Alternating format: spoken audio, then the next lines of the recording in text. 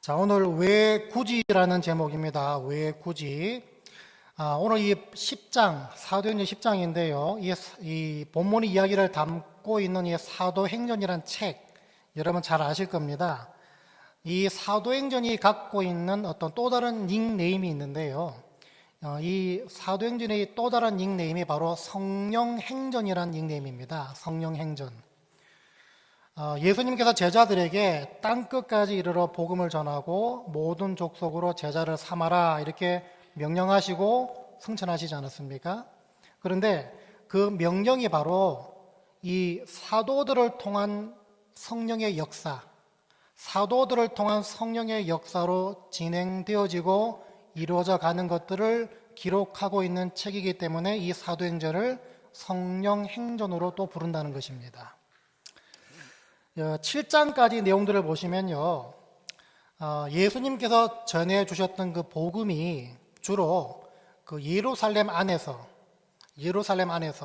물론 간헐적으로 에디오피아 내시를 통해 또 복음이 전해지는 그런 이야기가 나오지만 주로 예루살렘 안에서 유대인들을 대상으로 이 예수께서 전해주셨던 그 복음이 서서히 번져나가고 급기야 예루살렘 안에서 교회라는 공동체가 이제 형성되기 시작합니다. 자, 그런데 그렇게 예루살렘 안에만 국한되어 있었던 그 복음이 그 스데반 집사의 순교를 기점으로 해서요, 예루살렘을 뛰어넘어서 이방 지역에 있는 이방인들에게 또 본격적으로 이제 전해지기 시작합니다. 자, 그런데 본격적으로 전해지고 있었지만은 그 전해지는 과정들이 굉장히 만만치가 않았습니다. 현실적으로는요, 어려움들이 있는 가운데 속에서 복음이 전해지기 시작했다는 것입니다. 그 어려움이 무슨 어려움인가 하면 그 복음을 전할 때, 그 복음을 이방인들에게 전할 때 누가 그 복음을 전해야 되겠습니까? 유대인들이죠. 특별히 유대교에서 예수교로 개종한 유대교 출신 크리스찬들, 이 사람들이 이방인들에게 복음을 전해줘야 됐기 때문에 이방 지역의 이방 사람들한테 복음을 전하는 것이 결코 만만치 않았다는 것입니다. 왜 그런가 하면 아무리 유대교에서 이제 예수 믿는 사람으로 개종했다고 할지라도 그 사람은 여전히 유대교의 전통과 율법과 관습에 얽매여 있던 사람이었습니다.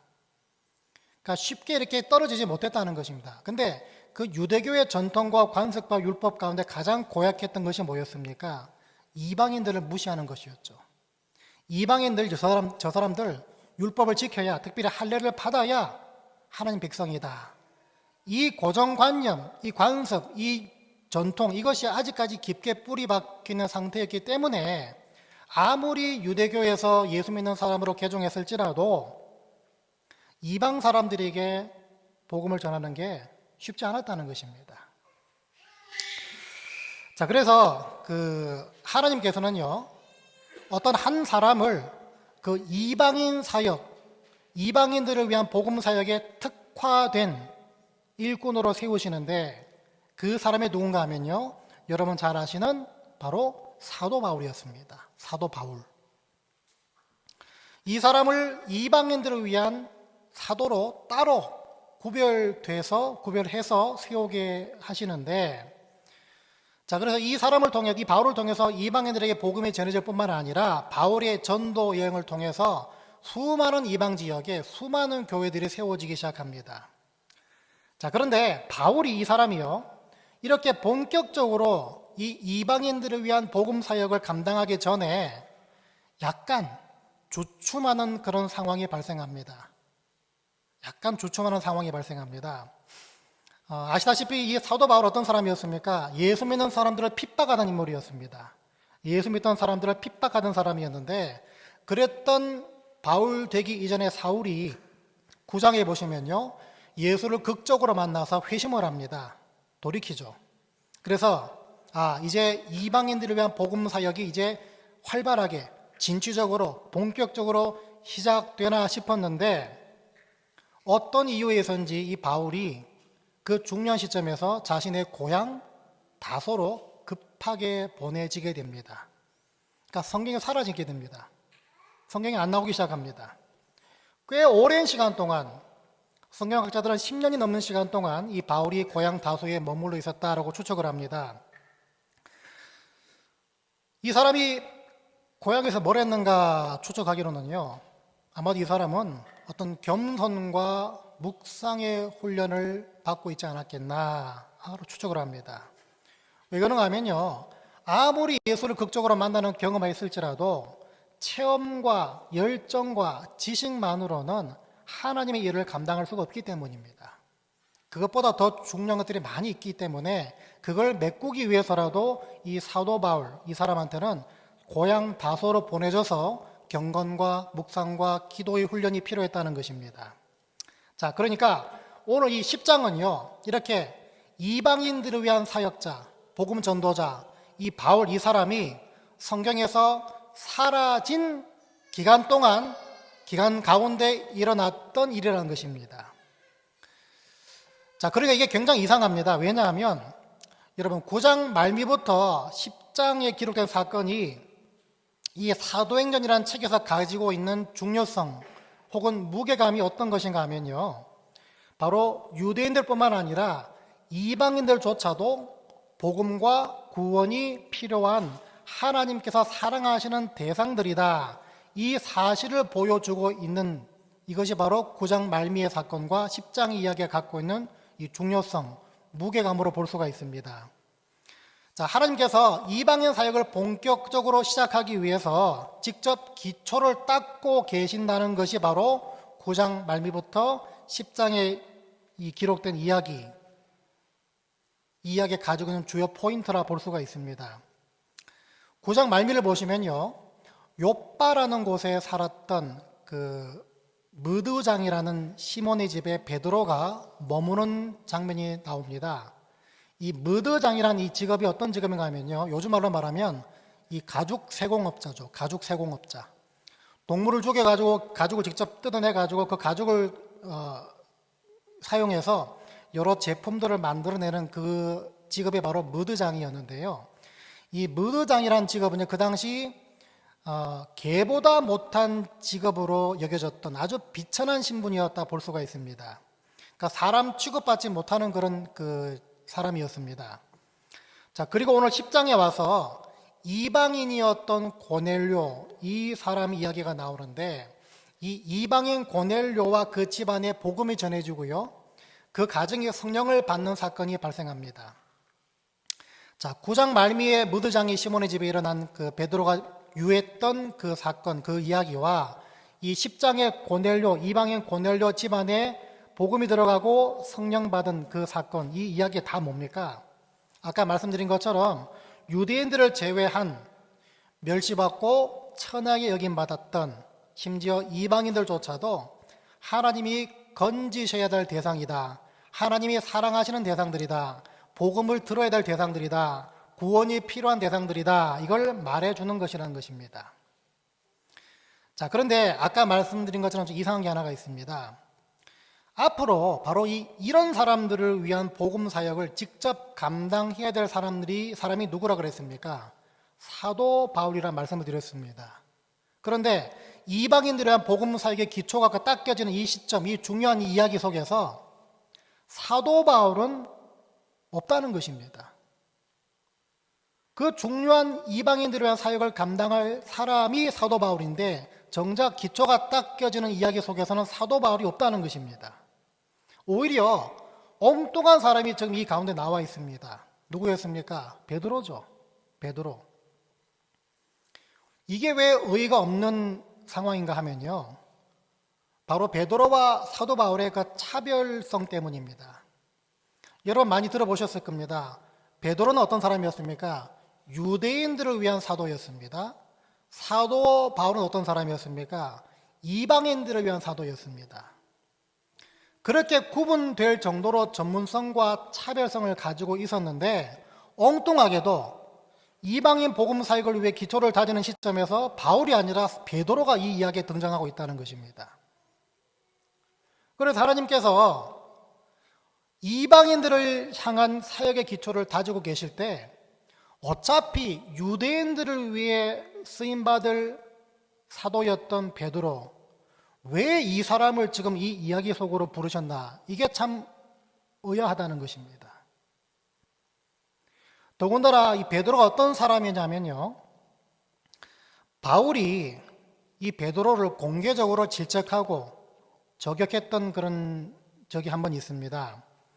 제가 갈라디아서 2장 11절부터 13절까지 말씀 읽어드리겠습니다. 잘 들어보세요. 게바가 베드로의 아람어식 이름입니다. 베드로가 안디옥에 이르렀을 때에 이 안디옥 지방은요, 여러분 아시다시피 이방인들이 주로 살았던, 또 이방인들이 주로 있던 교회가 있던 그런 지방이었습니다. 그러니까 이방인들이 교회에 많이 있었던 그런 곳이었는데, 안디옥에 이르렀을 때에 책망받을 일이 있기로 내가 그를 대면하여 책망하였노라. 바울이 베드로를 대면해서 책망했다, 그 말입니다. 야고보에게서 온 어떤 이들이, 이 야고보라는 사람이 누굽니까? 이 당시 예루살렘의 지도자였습니다. 예루살렘 교회 지도자였죠. 그러니까 예루살렘에서 온 어떤 이들이, 아마 예루살렘에서 어떤 사람들이, 어떤 무리가 이 안디옥에 왔나 봅니다. 이르기 전에 게바가 이방인과 함께 먹다가, 베드로가 이방인과 함께 음식을 먹고 있다가 그들이 오매, 예루살렘에서 있던 그 교회 지도자들이 오매, 그가 할례자들을 두려워하여, 베드로가 할례자들을 두려워하여 떠나 물러가매.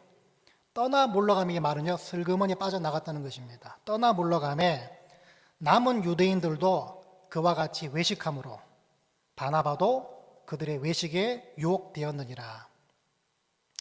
자, 말이 길지만 이게 무슨 상황인가 하면요, 베드로가 지금 이방인들과 함께 밥을 먹고 있습니다. 그런데 하필 그때 예루살렘에서 지도자급 유대인들이 그 장소에 들어옵니다.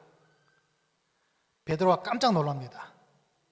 그 광경을 보고 슬그머니 빠져나갑니다. 왜 빠져나갔는가 하면, 아직까지도 예루살렘의 크리스찬들은요, 이방인들을 탐탁지 않게 여겼던, 불편하게 여겼던, 그래 저 사람들도 복음이 필요해, 구원이 필요해, 하나님이 사랑하신 대상, 이건 알고 있는데 선뜻 섬겨주지 못하고 선뜻 복음을 말해주지 못하는, 아직까지 그런 정도의 수준으로 여겼던 그런 정도의 어떤 사람들이었습니다.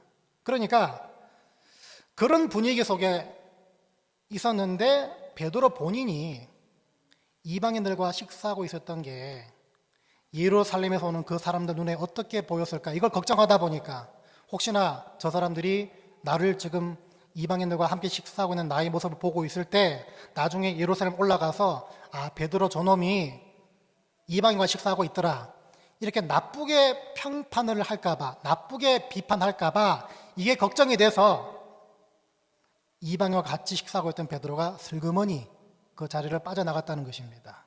외식이죠, 외식이죠. 베드로는 여전히 이방인들보다 유대인들의 눈치를 보고 있었다는 것입니다. 여러분, 그래서 결국 베드로가 오늘 10장에서요, 이방인들을 위한 복음 사역의 기초를 다지기 위해서 부름받았다고 하고 있지만 속마음은 달랐다는 것입니다. 속마음은 달랐다는 것입니다. 쉽게 말하면 몸에 맞지 않는 옷을 하나님께서 억지로 입혀주신 것입니다. 그러다 보니까 왜 굳이 베드로를 부르셨나라는 질문이 생길 수밖에 없다는 것입니다.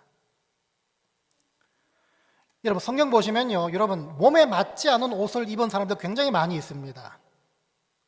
가만히 들여다보시면요, 창세기에서요, 여러분 잘 아시는 그 요셉이라는 사람, 애굽의 총리의 자리까지 오른 사람 아니었습니까? 그런데 그 자리에 오르기까지의 과정들을 가만히 보시면 그 총리라는 자리와 그 자리까지 올라가는 그 과정들, 이 자리와 이 과정들이 과연 무슨 연관이 있는가, 이렇게 말할 수 있는 일들이 많이 생깁니다. 요셉의 이야기를 아신 분들 잘 생각해 보세요. 총리라는 자리와 요셉이 노예라는 신분, 이게 무슨 연관이 있습니까? 총리라는 자리와 자신의 주인이었던 그 보디발의 아내, 물론 모함이었죠. 성추행범으로 몰려서 감옥까지 간 그 죄인, 그 모습, 이게 무슨 연관이 있습니까? 결코 어울리지 않습니다. 총리라는 자리에 그 결과에 가기 위해서라면요, 그런 모습들이 아니라 뭡니까? 뭐 공부를 많이 한다든지 아니면 뭐 높은 지위의 뭐 사람들과 막 커넥션이 있다든지 뭐 이런 과정들이 있어야 되는데 전혀 어울리지 않는 그 옷을 계속 입고 있었다는 것입니다. 뜬금없는 그런 인생을 계속 살고 있었다는 것입니다. 맞지 않는 옷을 입고 있었다는 것입니다. 따지고 보면요, 믿음의 조상으로 불리는 아브라함, 이 사람 마찬가지입니다. 이 사람은 결과론적으로 믿음의 조상일 뿐이지 사실 그 믿음의 조상이라는 그 명성을 얻기까지의 과정들, 이걸 보시면 그 명성과 그 과정이 결코 연관성이 없습니다. 여러분, 아브라함의 인생을요, 창세기 12장부터 아브라함이 처음 나타나는데 그 22장까지, 창세기 22장까지 그 내용을 쭉 읽어보시면은 야, 이런 사람이 무슨 믿음의 조상이야? 라고 말할 수 있을 정도로 아무런 연관 없는 맞지 않는 옷을 입은 그런 삶을 살았던 인물이었습니다. 아브라함의 인생을 가만히 보시면요, 그냥 이 사람은 그냥 바라고 기대하고 기다리는 그 인생을 살았을 뿐입니다. 그 자식이 없어가지고 자식을 주겠다는 그 약속 하나만 믿고 붙잡고 기대하고 간절히 바라는 모습, 그냥 노심초사하는 모습, 이것만 지금 12장부터 22장까지 쭉 그려져 있다는 것입니다. 여러분, 하나님께서 주신 약속을 일찌감치 누리며 살았다면 믿음의 조상이다라고 말할 수 있지만 누리지 못하고 있던 인생이 대부분입니다. 그 마음이 쪼잔해가지고 의심하고 불신하고 그래서 뭐 자기 그 아내의 여종과 에서 다른 애를 낳고, 이게 아브라함 인생이었다는 것입니다. 이게 무슨 믿음의 조상입니까? 간절히 기다리고 노심초사하는 그 인생만 그 과정 가운데 쭉 나열되어 있다는 것입니다. 그러니까 믿음의 조상이라는 결과물과는 결코 어울리지 않는, 맞지 않는 옷을 계속 입고 있던 사람이 바로 아브라함이었습니다. 여러분, 그래서 아브라함의 이야기가 다 끝날 때쯤 돼서야, 창세기 22장 가서야 그제야 아들 이삭을 주시고 급격하게 아브라함의 행적이 사라지게 됩니다. 하나님은 이렇게 아브라함이나 요셉이나 베드로처럼 저와 여러분들을 뜬금없는 상황, 몸에 맞지 않는 옷, 전혀 바라지 않는 환경, 그쪽으로 밀어 넣으실 때가 굉장히 많이 있습니다. 여러분, 개인적인 이야기를 해서 죄송하지만요, 저 역시도 굉장히 비슷한 경험을 한 적이 있습니다. 뜬금없는, 전혀 맞지 않는. 저는 원래 우리 청년들, 청년 목회를 꿈꿨습니다. 대학생 선교, 캠퍼스 사역. 그래서 하나님께서 횟수로 한 7년 정도 이제 부목사로 있을 때 청년들을 섬길 수 있는 기회를 주셨는데요. 그렇게 섬기다 보니까 그래, 내가 나중에 담임 목회를 하더라도 청년들을 섬길 수 있는 그런 담임 목회를 하나님께 허락해 주시겠구나 생각을 해서 사역을 멈추고 공부를 좀 더 하고자 할 때도 나중에 청년 사역에 도움이 되겠거니 싶어서 기독교 교육을 또 공부를 하게 하셨는데요. 그러다 보니까 더 공고해졌습니다. 그래, 이 사업 이후에 이제 담임 목회로 나아갈 때 하나님이 분명히 청년들을 섬길 수 있는 자리로 불러주시겠지라고 생각을 했습니다. 그런데 지금까지 그렇지 않습니다. 지금까지 그런 제 바람이 이루어지지 않고 있습니다. 그냥 단순히 청년 같은 장년들, 청년 같은 노년들을 섬기고 있는 그냥 실정인데요. 이거 칭찬입니다, 여러분. 다 젊게 보이십니다. 네. 왜 하나님께서는 마음만 주시고 목회 현장에서는 전혀 다른 옷을 입게 하셨는가? 그러고 계시는가? 왜 뜬금없는 자리로 부르시는가? 이 질문을 달고 살 수밖에 없었던 것이 안수받은 이후의 삶입니다. 왜 그러실까? 하루는요, 제가 늘 어떤 어려움이 있을 때 아니면 어떤 소소한 이야기를 할 때 늘 통화하는 친구 목사가 있는데요. 제가 그런 고민을 털어놓은 적이 있습니다. 왜 하나님께서는 청년 목회라는 마음을 주셨는데 목회 현장에는 왜 청년들을 찾아볼 수가 없는가? 이런 고민을 제가 털어놓을 때 그 친구가 이런 말을 해줍니다. 야, 신 목사, 네가 청년을 좋아한다지만 청년들은 너를 좋아할까? 네가 청년 좋아한다지만 청년들은 널 좋아하겠냐? 그 말이 맞는 거예요. 그게 충격이었습니다. 그 말이 맞아가지고 충격이었습니다.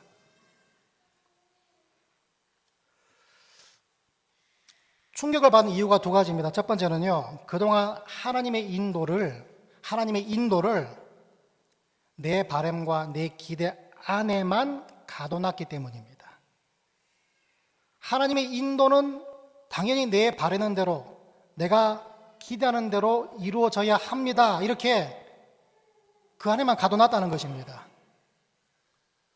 여러분, 그런 사람들이 갖고 있는 특성이 있지 않겠습니까? 내가 복받고 내가 원하는 게 이루어져야 하나님이 살아계시는, 하나님이 선하신 분이다. 이런 이상한 믿음으로 꽉 차 있는 것이 그런 부류의 사람들이 갖고 있는 특성입니다. 제가 그랬습니다. 제가 그러다 보니까 모든 일을 나 중심으로 그냥 생각하게 됐다는 것입니다.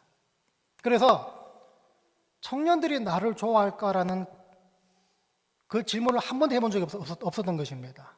그냥 청년들은 나를 반드시 좋아할 거야. 그런 착각 속에 그냥 살았던 것입니다. 두 번째로 충격적인 것은요, 아직까지도 목사 안수를 받은 지가 꽤 시간이 지났음에도 불구하고 아직까지도 내 바램을, 내 소원을 들어주는 분이 하나님이셔야 돼. 하나님은 반드시 내 소원과 내 바램을 들어주셔야 되는 그런 분이야. 그런 분으로만 대해왔다는 것이 그 친구의 말을 통해서 발견됐기 때문에 충격을 받았다는 것입니다. 여러분 잘 기억하세요.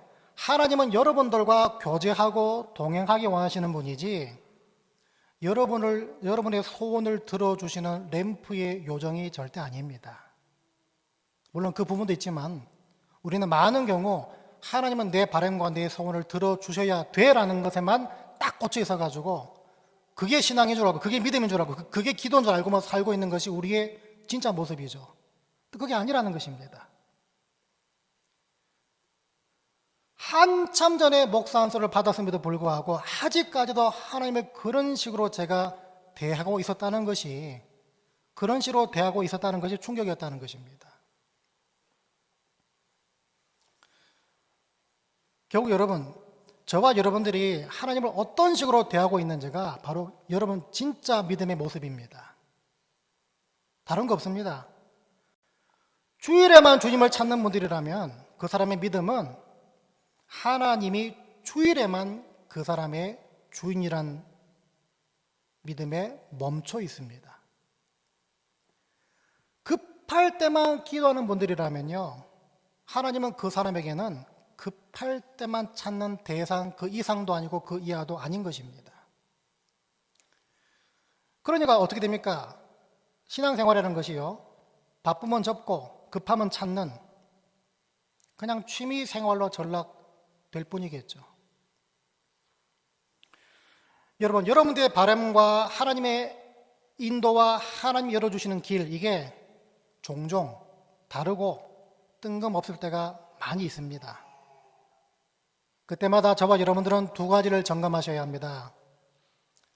말씀드린 것처럼 하나님을 내 기대와 내 바람 속에 가둬놓은 것은 아닌지, 두 번째로는 내가 하나님을 그동안 어떻게 대하고 있었는가, 이걸 점검해 보셔야 합니다. 그게 점검되고 그게 확인되면 여러분들은 하나님을 오해하지 않게 되고, 그럴 때 저와 여러분들은요, 하나님의 인도는 내가 마음에 들든 안 들든 간에 언제나 옳고 언제나 선하다, 이걸 인정하고 거기에 순응하게 될 수 있는 것입니다. 여러분, 순응하라는 말은요, 하나님께 순응하라는 말은요, 아유, 그래, 뭐, 내 팔자가 이렇지 뭐 자포자기 하고 비관적이 되고 염세적이 된 그런 말이 절대 아닙니다. 무기력하게 되라는 말이 절대 아닙니다. 하나님이 뜬금없는 길로 인도하실 때는 거기서 여러분들은 생각하시고 따져보면서 하나님과 교제하면 됩니다. 그게 순응하는 것입니다. 하지만 기억하실 것은요, 그럴 때만 얻을 수 있는 유익이 반드시 있다는 것입니다.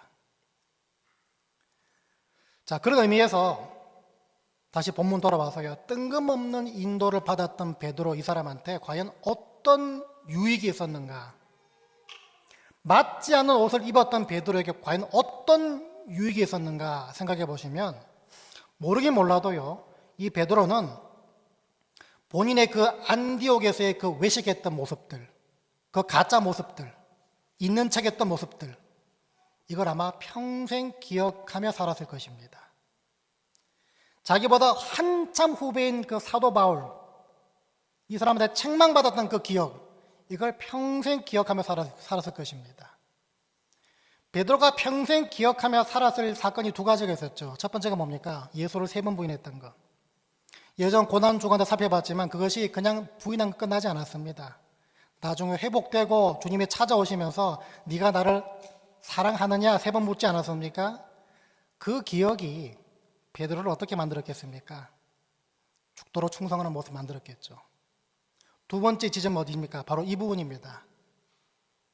자신의 외식했던 모습들.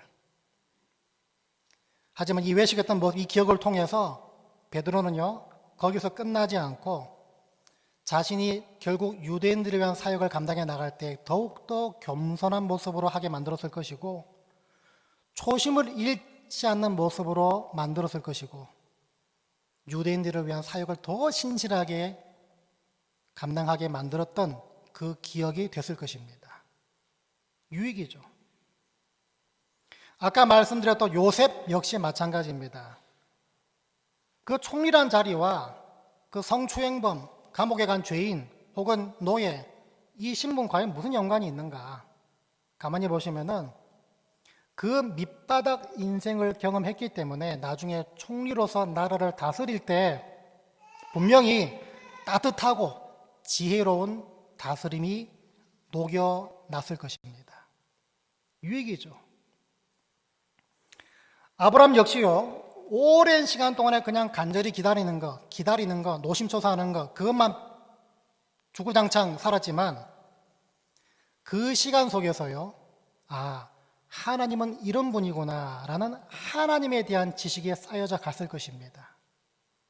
하나님을 경험하면 할수록 하나님을 아는 지식으로 쌓여져 갔을 것입니다. 그리고 그 지식이 결국에는 창세기 22장에서 아들 이삭을 드려라라는 그 시험을 멋지게 통과했던 그 실력을 갖추게 만든 것으로 귀결됐을 것입니다. 유익이죠. 유익입니다. 뜬금없는 상황으로 몰렸지만, 맞지 않는 옷을 입었지만은 그 모든 것을 하나님 앞에 순응할 때, 동행할 때, 여전히 선하고 옳다고 인정할 때, 그때만 누릴 수 있는 유익으로 바꿔주셨다는 것입니다. 말씀했습니다. 뜬금없고 예상치 못한 고난의 과정을 겪던 욥의 고백을 여러분 주목해 보시고 그 말씀을 한번 묵상해 보면 좋을 것 같습니다. 욥기 23장 10절부터 14절까지 같이 읽습니다. 욥기 23장 10절부터 14절까지 저와 여러분에게 주시는 말씀으로 받고 같이 합독하면 좋을 것 같습니다. 같이 읽습니다. 시작. 그러나 내가 가는 길을 그가 아시나니 그가 나를 단련하신 후에는 내가 순금같이 되어 나오리라. 내 발이 그의 걸음을 바로 따랐으며 내가 그의 길을 지켜 치우치지 아니하였고 내가 그의 입술의 명령을 어기지 아니하고 정한 음식보다 그의 입의 말씀을 귀히 여겼도다. 그는 뜻이 일정하시니 누가 능히 돌이키랴. 그의 마음에 하고자 하시는 것이면 그것을 행하시나니 그런즉 내게 작정하신 것을 이루실 것이라. 이런 일이 그에게 많이 있느니라. 아멘. 욥만큼 뜬금없는 인도를 받았던 사람 어디 있겠습니까? 근데 이 사람의 고백이 뭡니까? 내게 작정하신 것을 이루실 것이라. 내가 가는 길을 그가 아시나니 그가 나를 단련하신 후에는 내가 순금같이 되어 나오리라. 이 고백이 바로 저와 여러분의 고백이 되어야 될 줄 믿습니다. 여러분 개인과 가정 가운데 하나님 왜 이러십니까? 이런 뜬금없는 상황이 어디 있습니까? 이렇게 탄식하게 만드는 상황을 지금 지나고 계신 분들 계십니까? 오늘 베드로를 묵상하시기 바랍니다. 아브라함을 묵상하시고요, 요셉 묵상해 보시고 이 욥을 묵상해 보시기 바랍니다. 그 가운데 여러분 하나님은 항상 선하십니다. 항상 오르십니다. 그 고백이 베이스가 될 때에 수능에 나갈 때, 동행에 나갈 때, 교제에 나갈 때 하나님께서 감춰놓고 계시는 더 큰 것들을 여러분 경험하게 될 줄 믿습니다. 바르게는 나보다 나를 더 잘 아시는 하나님께 여러분 인생과 여러분 가정의 주도권을 항상 내어드리는 분들 다 되시기 바랍니다. 그래서 행여나 허락하시는 뜬금없는 상황 속에서도 주님을 참된 인도자로 고백하고 주님께 순응할 수 있는 저와 여러분 다 되시기 바랍니다. 거기서 그럴 때만 얻을 수 있는 그 유익을 다 누리며 경험하게 되시기를 주의 이름으로 간절히 축원드립니다. 이 시간 같이 찬양 드릴 건데요, 여러분 이 찬양 가사 가운데 이런 가사가 있습니다. 이 찬양 다 아시겠지만요, 오직 예수뿐이네라는 찬양이 있습니다. 오직 예수뿐이네. 말씀 준비하다가요, 이 찬양 가사 가운데 이런 가사가 있습니다. 크신 계획 다 볼 수도 없고 작은 고난에 지쳐도 주께 묶인 나의 모든 삶 버티고 견디게 하시네. 뜬금없는 상황 통해서 이렇게 고백하는 분들 되시기 바랍니다. 저와 여러분들이 추구하는 것은요, 예수 믿고 복 받고 만사형통 다 좋습니다. 근데 이런 부분도 좀 잊지 말자는 것입니다. 하나님이 내게 복 주시고 형통케 하신 거 다 맞는 말인데 그 복 주시고 형통케 하시는 그 방법들 가운데 때로는 뜬금없는 곳으로 몰아넣으실 때도 있다는 것입니다. 그걸 인정하자는 것입니다. 다 할 수 없지만요, 하나님을 다 품을 수 없지만은 하나님은 항상 선하고 오르신 분이기 때문에 여러분들 그냥 이유 없는 뜬금없는 상황으로 몰아넣지 않으십니다. 욥처럼 정금 같은 모습으로 나오게 해주시기 위해서 주시는 여러 가지 상황들을 인정하자는 것입니다. 우리 같이 찬양 드릴 것인데요, 아시는 분들은 크게 찬양해 주시고요, 특별히 아까 말씀드린 그 파트 가사 속에서는 여러분 가정과 여러분들의 행여나 지나고 있는 그 뜬금없는 상황들 다 이해할 수 없고 다 품을 수 없지만 그래도 버티게 하시고 견디게 하시는 그 주님의 은혜를 갈망하시며 이 찬양 같이 드리게 되시기 바랍니다. 함께 찬양 드립니다.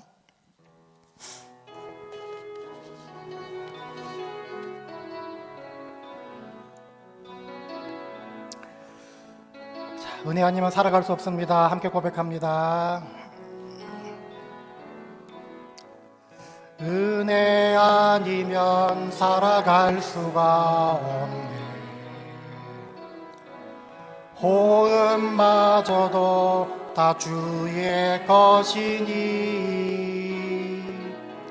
세상 평안과 위로 내게 없어도 예수, 오직 예수뿐이네. 다시 한번 찬양합니다. 은혜 아니면 살아갈 수 없습니다. 은혜 아니면 살아갈 수가 없네. 호흡마저도 다 주의 것이니 세상 평안과 위로 내게 없어도 예수, 오직 예수뿐이네. 크신 계획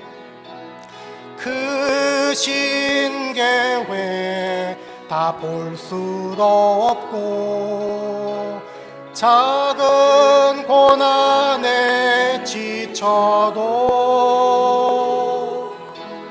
주께 묶인 나의 모든 삶 버티고 견디게 하시네. 은혜 아니면 살아갈 수가 없네. 호흡마저도 다 주의 것이니 세상 평안과 위로 내게 없어도 예수 오직 예수뿐이네. 우리 같이 기도하겠습니다. 여러분 가정과 여러분 개인을 살펴보시면서 하나님 참 뜬금없는 상황 왜 이러십니까? 이런 상황을 지나고 있는 분들이 계시다면요, 하나님과 교제하시기 바랍니다. 순응하시기 바랍니다. 물어보시기 바랍니다. 따져보시기 바랍니다. 거기에서만 얻을 수 있는 유익이 있습니다. 오늘 베드로를 기억해 보시고, 아브라함을 기억해 보시고, 요셉을 생각해 보시고, 욥을 주목해 보시면서 지금 내가 다 알 수 없지만 하나님 내 인생을 인도하시고 이끌어 가시는 분이 하나님이신 믿사오니, 하나님 자녀들에게는 선하고 옳은 것만 주시는 분이 믿사오니, 하나님 겉으로 보여지는 상황에 매몰되는 것이 아니라 그 뒤에 숨겨져 있는 하나님의 더 큰 계획과 열매를 흠모하게 해주시옵소서. 그래서 버티고 견디고 이겨낼 수 있고 그 끝은 내가 상상할 수도 없었던 더 큰 은혜였음을 기억하며, 주님 오늘 말씀을 내 가정이 능력의 말씀으로 취하여서 모든 상황들을 견디고 이겨낼 수 있도록 붙잡아 주시옵소서.